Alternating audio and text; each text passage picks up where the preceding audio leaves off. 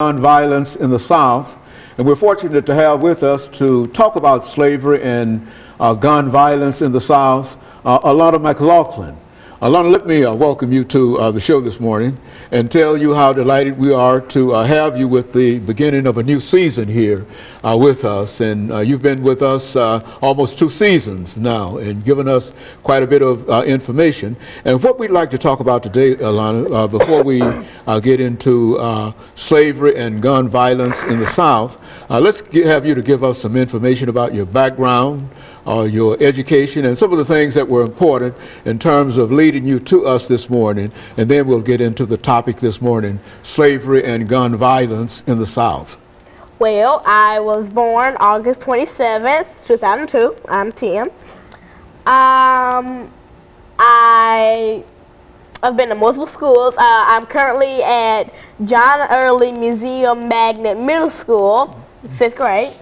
And I was basically raised in a very religious household, go to church every Sunday, and basically I'm here today to share with you certain things about slavery and gun violence in the South, and I've been studying on my iPhone, and you know, that's basically and so you're ready to give us some information. Let's talk about that, Lana. As you indicated, the topic is slavery and gun violence in the South. You want to in the South, and we want to make sure that our audience understand that we are trying to deal with some of the real problems that we have in this country today, and that is with guns and violence. And we want to use slavery as an example of talking about some of the things dealing with gun violence in the South. And so let's start off by talking about the institution of slavery itself in the South. Now, basically, when you think about slavery in the South, you think about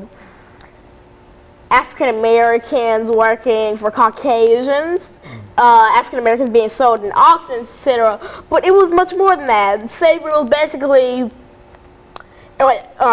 slave revolts. It was much more than you basically think of when you hear the word slavery. Now, when most people think of, it's just like the regular stuff, you know, get beaten, etc., mistreated, but it was so much more than that. Now, if you've seen the movie Django Unchained, it was staged 2 years before the Civil War, and it's talking about a much deeper, much more gruesome part of slavery where if you try to run away, your life was over, and just much more gruesome, the things they used to do to African Americans back in those days. And basically, yeah. And so I think the way you try to tie this in is that the presence of slaves simply created a fear among the population, and that fear prompted this idea of gun violence. Is that what you're suggesting? And that this fear that you want to illustrate through some of the slave revolts and whatever. I think that was your original idea and your original intention. Now, slave owners really got agitated when the Stono Rebellion in 1739 happened. The Stono Rebellion was the deadliest revolt in colonial America, and it takes place in Stono, South Carolina. Armed slaves started marching to Florida towards freedom, but the insurrection is put down, and at least 20 whites and more than 40 blacks are killed. Now, this is one of the insurrections and rebellions that we talk about. And of course, this kind of activity, you're saying, created a real fear among the population in terms of these rebellions, and therefore there seemed to have been a need for firearms and a need for protection. And so when you talk about slave violence and guns in the South, is that what you're suggesting?